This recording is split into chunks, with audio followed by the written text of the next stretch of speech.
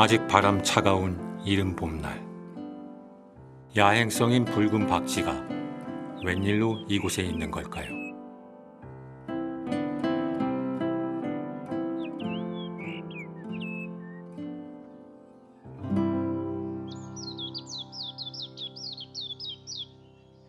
숲을 가득 채우고 있는 나무 한 그루, 떨어진 꽃잎 하나, 바위에 담긴 물 한 모금, 모두 그저 있는 것 같지만 결코 허투루 있는 것도 공 것도 없는 것이 자연입니다.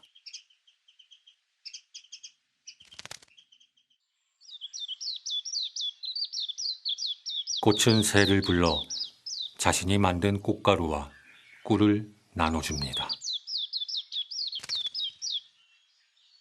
이는 달콤함을 가져가는 대신 부지런히 암술과 수술을 오가며 번식을 도와달라는 부탁입니다.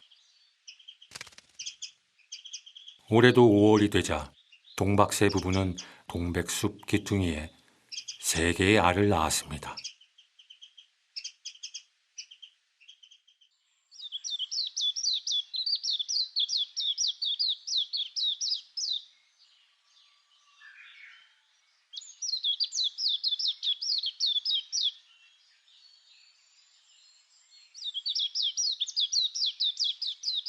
드디어 새끼들을 위한 헌신의 시간이 시작된 것입니다.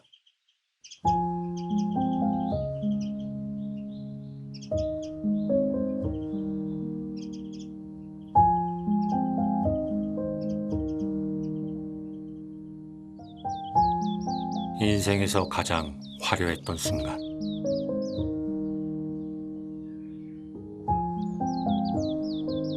떨어진 동백꽃의 삶은 여기가 끝이 아닙니다. 다시 흙으로 돌아가 내년 봄 피게 될 다음 세대의 꽃을 위한 좋은 밑거름이 될 테니까요.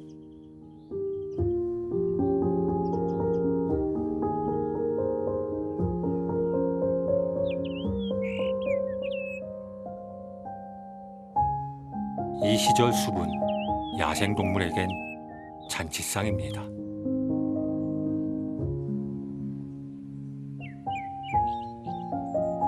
애써 이 계절에 새끼를 낳는 것도 먹잇감이 많아서일 겁니다.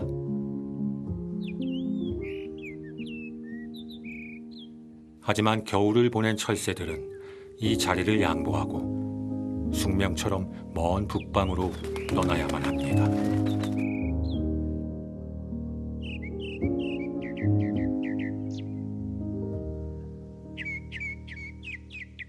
자연의 순리와 본성을 이해한다는 것.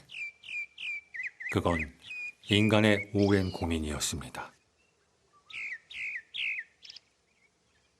옛 선비들이 사철 푸른 대나무 속에서 응당 본받아야 할 지조와 절개의 모습을 찾아낸 것도 그 고민의 결과였을 것입니다.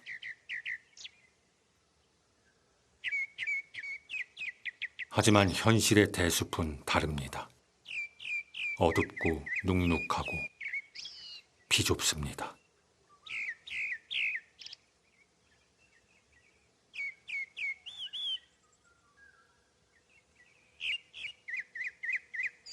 이 열악한 환경에 초대된 손님이 있습니다.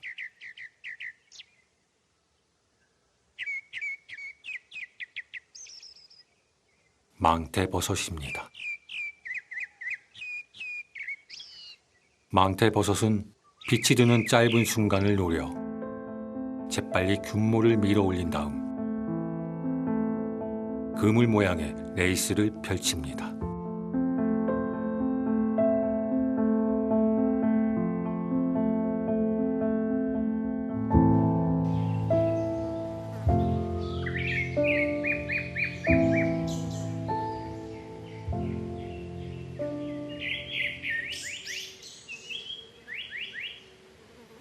다행히 이 녀석은 대숲 귀퉁이 빛 잘 드는 곳에 둥지를 마련했습니다.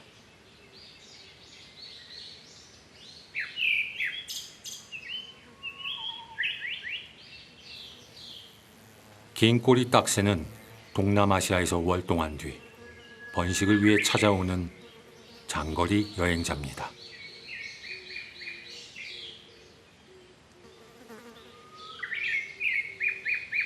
팔색조도 그렇습니다. 녀석이 지렁이를 입에 물고 있다는 건 새끼를 키우고 있다는 이야기입니다.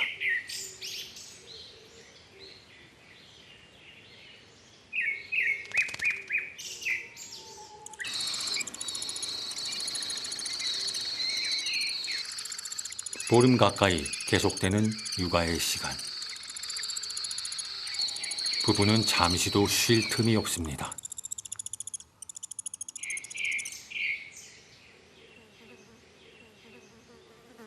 번갈아가며 부지런히 먹잇감도 가져와야 하고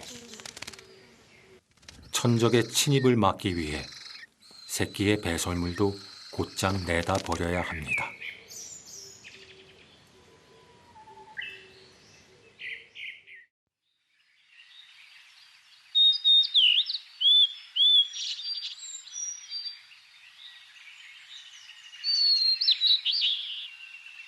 은밀히 한 곳을 주시하는 녀석이 있습니다.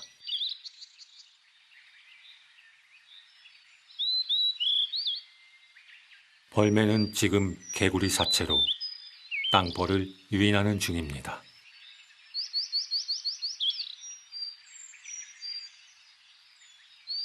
기다리다 보면 땅벌은 집으로 돌아갈 것입니다.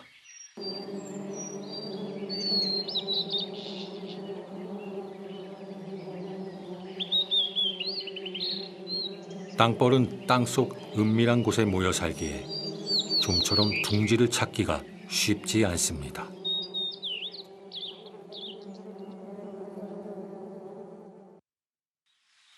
하지만 벌매는 집으로 돌아가는 땅벌을 미행해 본진을 찾아낼 만큼 지능이 높습니다.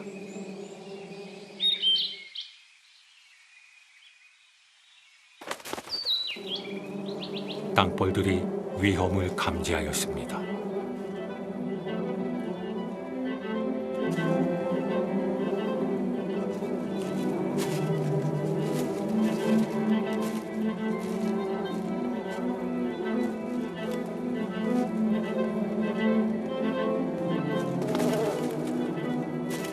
물론 땅벌도 호락호락 당하고 있지만 않습니다. 죽음을 각오하고 때로 덤벼들어 침입을 막으려 합니다.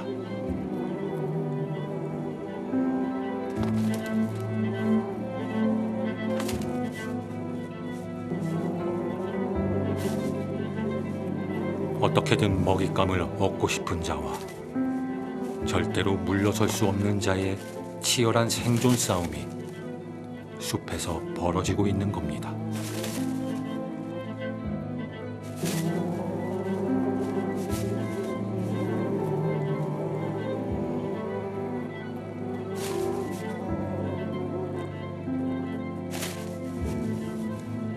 결국 땅벌의 거센 저항에 벌매가 한 걸음 물러섭니다.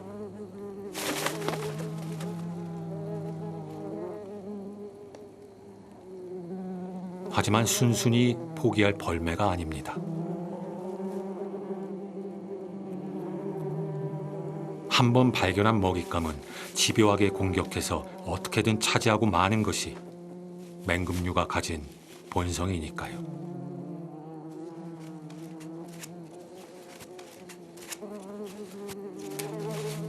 벌매는 새나 설치류를 주로 사냥하는 다른 수릿과의 맹금류처럼 부리와 발톱이 튼튼하지 않습니다. 하지만 더 날카롭고 더 예민합니다.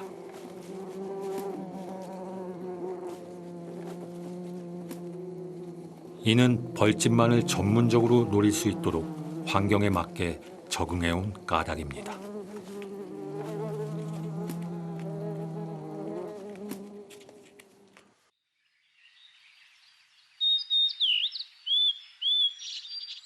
벌매의 서식지를 찾는 건 쉽지 않은 일입니다. 녀석들을 만나기 위해선 아주 깊숙한 산으로 들어가야만 하죠.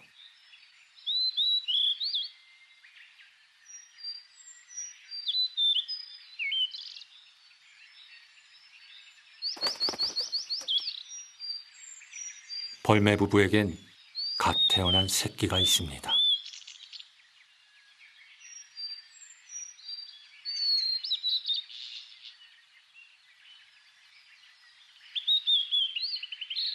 벌매는 6월에 1개에서 3개의 알을 낳아 한 달 넘게 품은 다음에야 새끼를 얻습니다.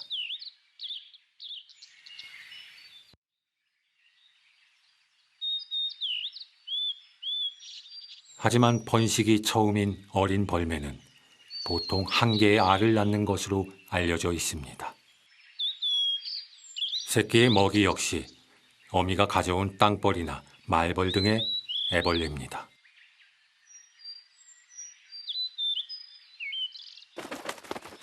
우리나라에서 벌매의 번식 과정을 본다는 건 매우 어렵습니다.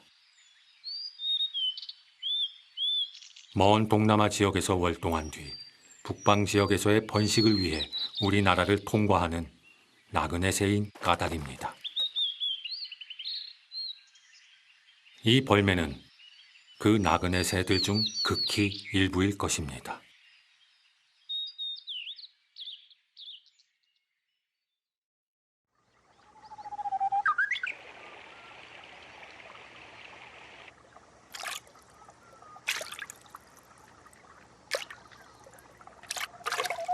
여름이 절정으로 치닫고 있습니다.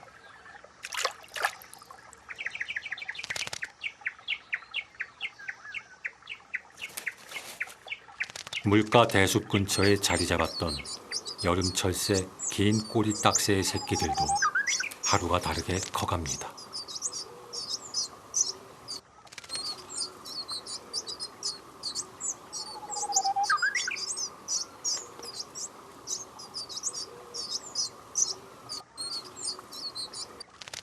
새끼들이 커간다는 건 먹잇감을 구해야 하는 어미의 날개짓도 그만큼 많아져야 한다는 걸 의미합니다.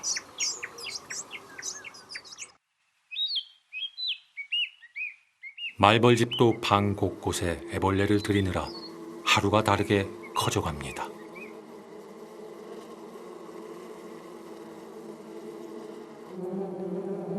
이때가 꿀벌들에겐 가장 위험한 순간입니다.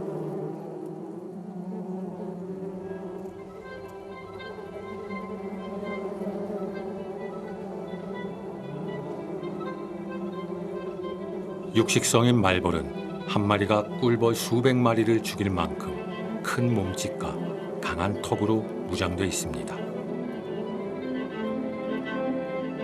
꿀벌의 독침도 저항력을 가진 말벌에겐 무용지물입니다.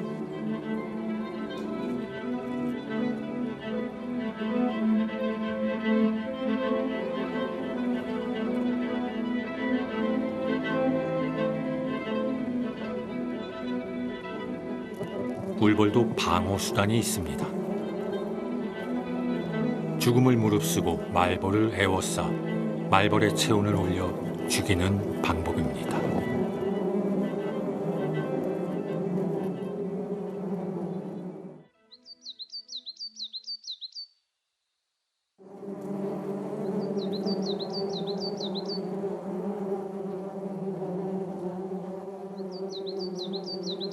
말벌에게 위기가 찾아왔습니다.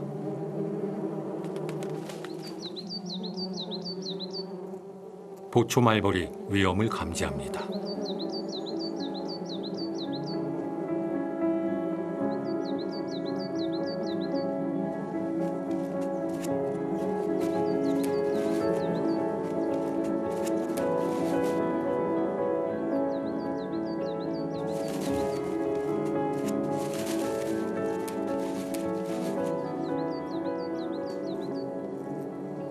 아무리 은밀한 곳에, 아무리 튼튼하게 집을 지었어도 벌매에게 발각되는 순간 그건 재앙이나 마찬가지입니다.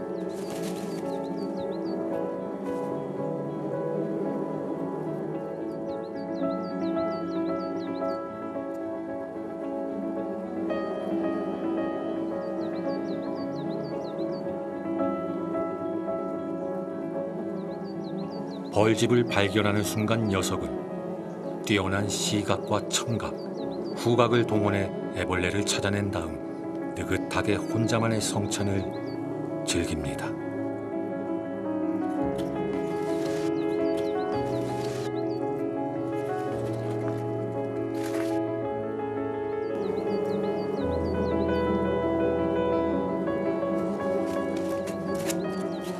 숲은 이렇듯 약자가 있으면 강자가 있고 강자가 있으면 더 큰 강자가 있는 냉혹한 전쟁터입니다.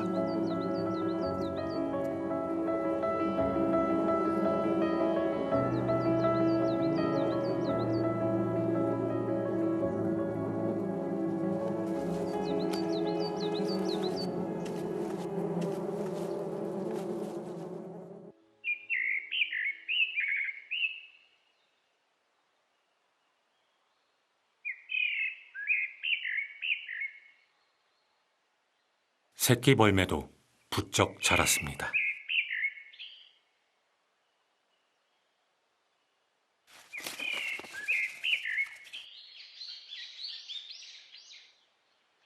이 시기가 되면 어미 벌매는 부드러운 땅벌이나 말벌의 애벌레 외에도 작은 뱀이나 새, 개구리 같은 다양한 먹잇감들을 가져옵니다.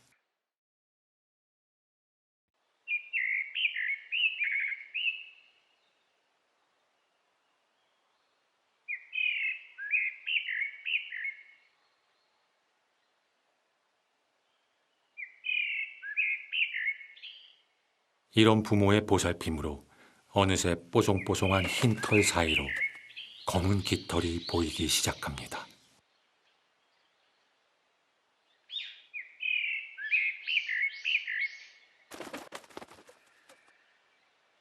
새끼를 키우는 일은 암수가 같이 합니다. 수컷은 주로 밖에 나가 먹잇감을 사냥하고 암컷은 새끼 주위에 머물며 집단장을 하거나 먹이 주는 일을 하죠.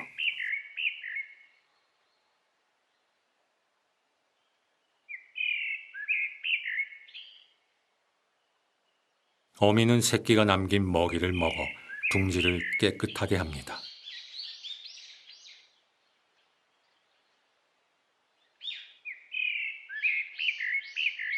그리고 다 먹은 벌집은 둥지 밖으로 갖다 버리죠.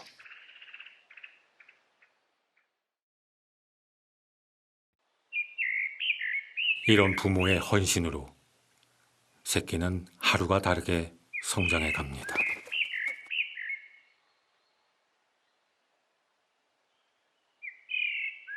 모성이야말로 자연의 모든 생명들을 있게 만드는 가장 아름답고도 강한 힘일 것입니다.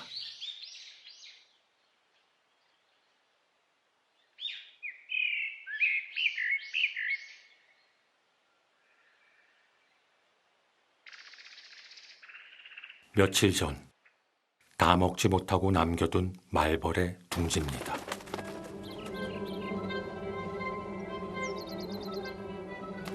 벌매는 때로는 이렇게 며칠에 걸쳐서 말벌의 둥지를 먹기도 합니다.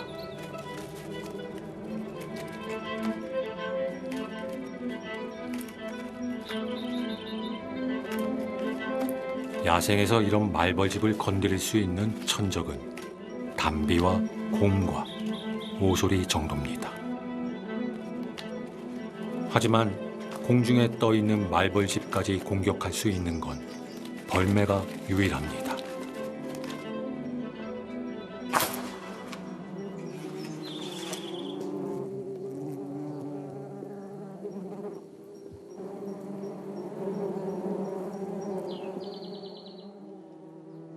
벌매가 더 치명적인 이유는 유충은 물론 성체, 집까지 모조리 파괴해 아예 말벌의 재기를 불가능하게 만든다는 것입니다.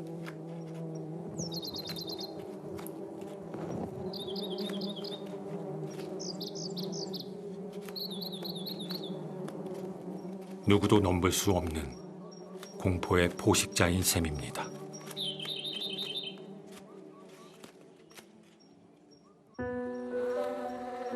그렇다면 벌매는 어떻게 말벌이나 땅벌의 독침으로부터 안전할 수 있는 걸까요? 그 비밀은 벌매의 특별한 신체 구조에 있습니다. 눈과 콧등 외에 몸 전체를 물고기의 비늘처럼 촘촘히 뒤덮고 있는 깃털은 어떤 독침도 막을 수 있는 갑옷과 같습니다.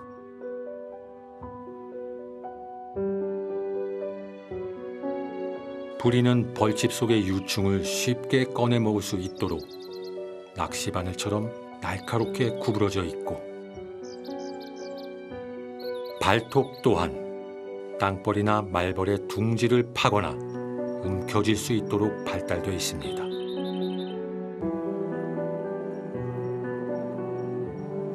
거기에 미끼를 이용해 땅벌이나 말벌을 미행한 다음 둥지를 찾아낼 수 있는 지능까지 갖추고 있죠.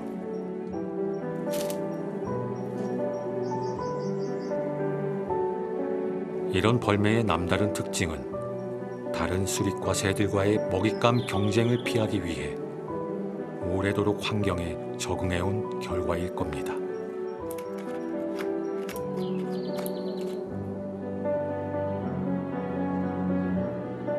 이처럼 먹잇감을 통해 끊임없는 변화 속에서도 질서를 유지해온 자연의 생태계.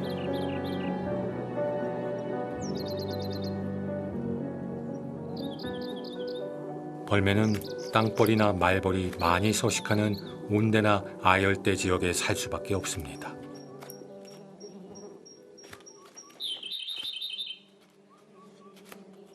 그래서 우리나라의 경우 여름철에야 드물지만 깊은 산속에서 벌매를 볼 수 있는 것입니다.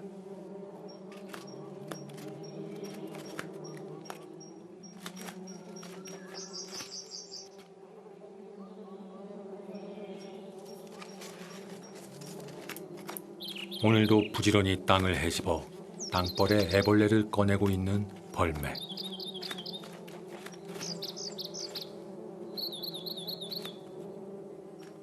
이 벌매도 몇 달 후 날이 추워지고 벌들이 동면에 들어가면 먼 남쪽으로 떠날 것입니다.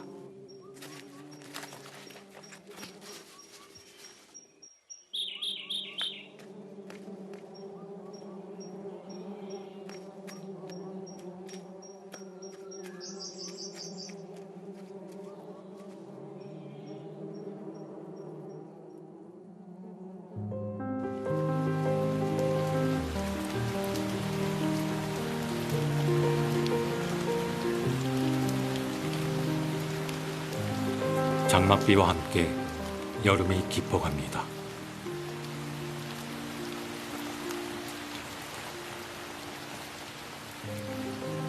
비는 높고 낮음 없이 모든 생명에게 고루 전해집니다.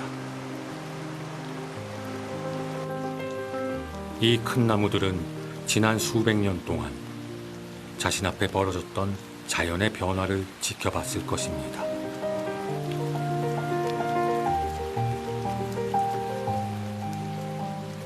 어떤 생명도 자연이 품고 있는 오묘한 섭리를 거부하지 않습니다.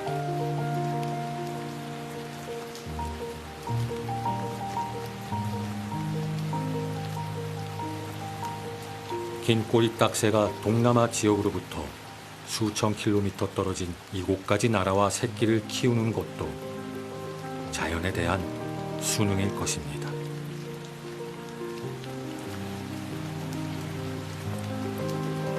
멀리서 조심스럽게 관찰해온 벌매의 둥지. 새끼 벌매도 어느새 생후 25일째를 맞았습니다.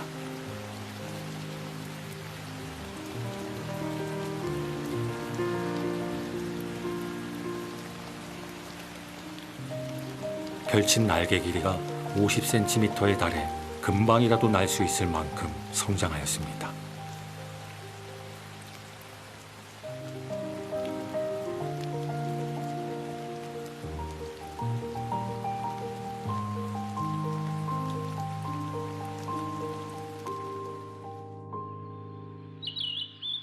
더디 흐르는 것처럼 보이지만 시시각각 변하는 것이 자연입니다.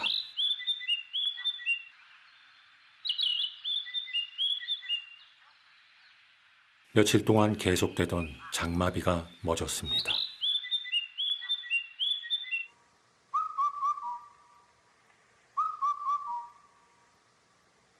새끼 벌매도 태어난 지 한 달이 넘었습니다.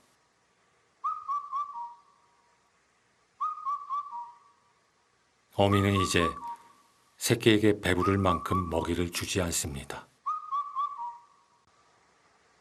그건 사냥해도 될 만큼 다 자랐으니 둥지를 벗어나라는 어미의 부름입니다.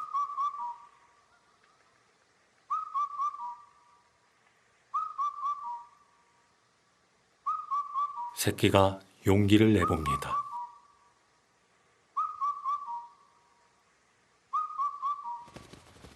첫 날개짓.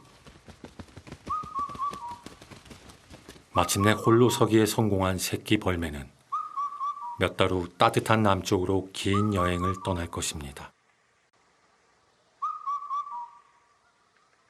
그리고 내년 봄 다시 이곳에 돌아오겠지요.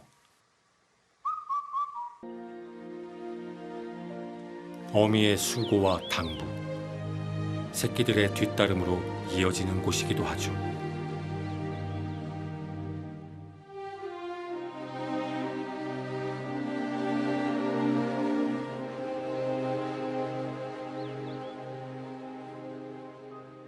돌이켜보면 귀하고 소중하지 않은 것 하나 없는 자연의 생명들.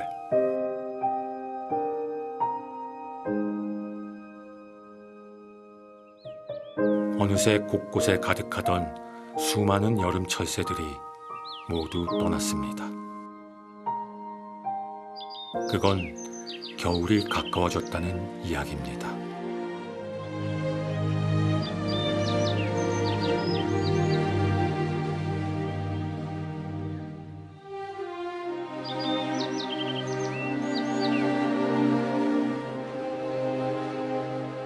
이제 여름 철새의 빈자리를 겨울 철새가 차지할 시간입니다.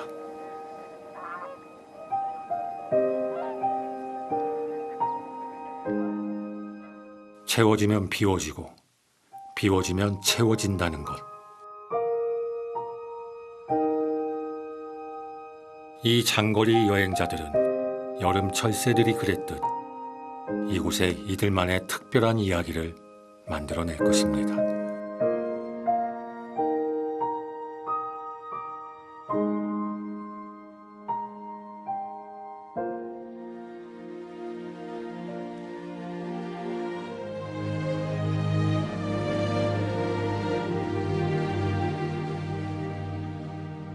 또다시 하루해가 저물어갑니다. 새들이 잠자리를 찾아 집으로 돌아갈 시간입니다.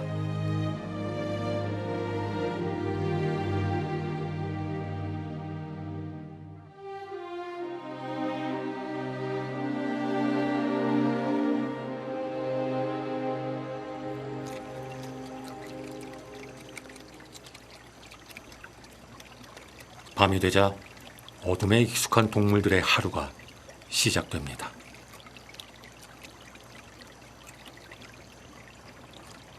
겨울은 너구리에게 배고픈 계절입니다.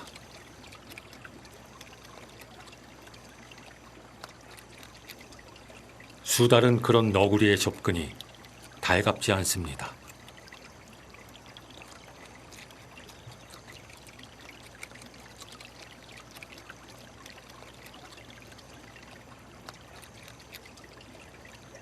겨울엔 이렇듯 먹이터를 두고 신경전이 종종 벌어집니다.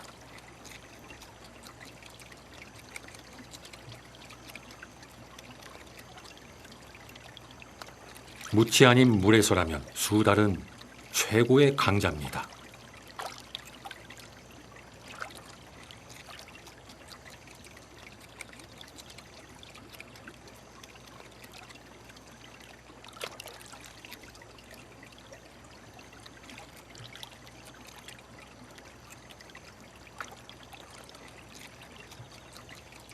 녀석의 몸은 물고기 사냥에 최적화되어 있습니다.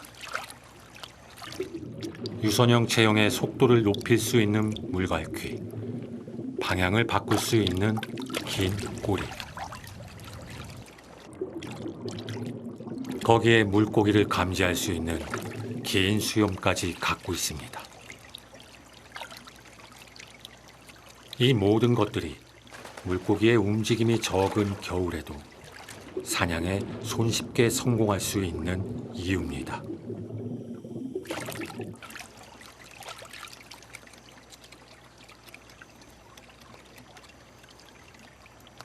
작은 물고기는 잡는 즉시 먹어 치우지만 큰 물고기를 잡으면 무태 나가 혼자만의 성찬을 즐깁니다.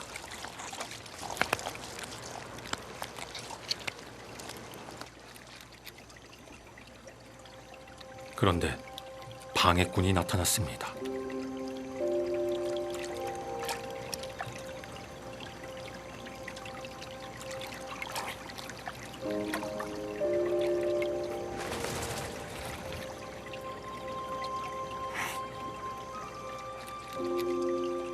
또다시 너구리입니다.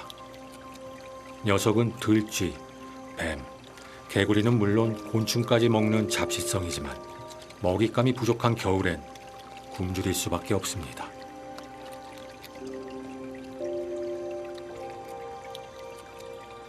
그에 비하면 그나마 사냥감이 있는 수달은 사정이 나은 편입니다.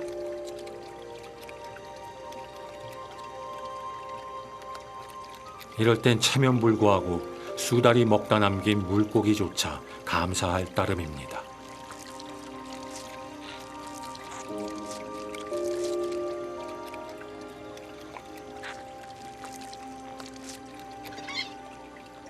하지만 여전히 자신의 영역에 나타난 너구리가 달갑지 않은 수달입니다.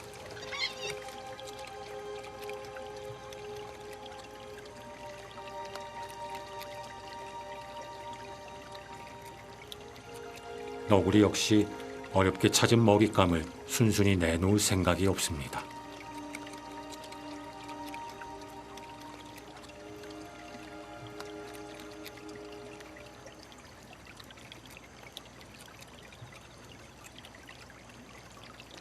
결국 배고픔이 덜한 수달의 양보로 또 한 번의 팽팽한 신경전이 막을 내립니다.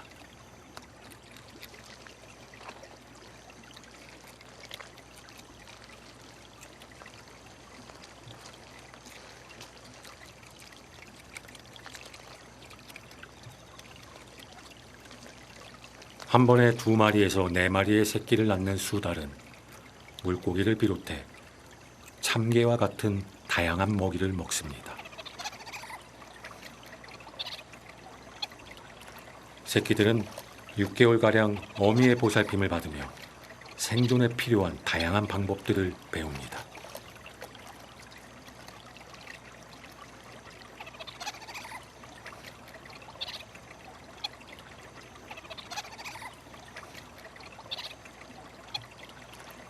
장난치거나 싸우는 것 같지만 사실 이런 과정을 통해 어린 수달은 물고기 사냥에 꼭 필요한 기술을 터득하는 겁니다.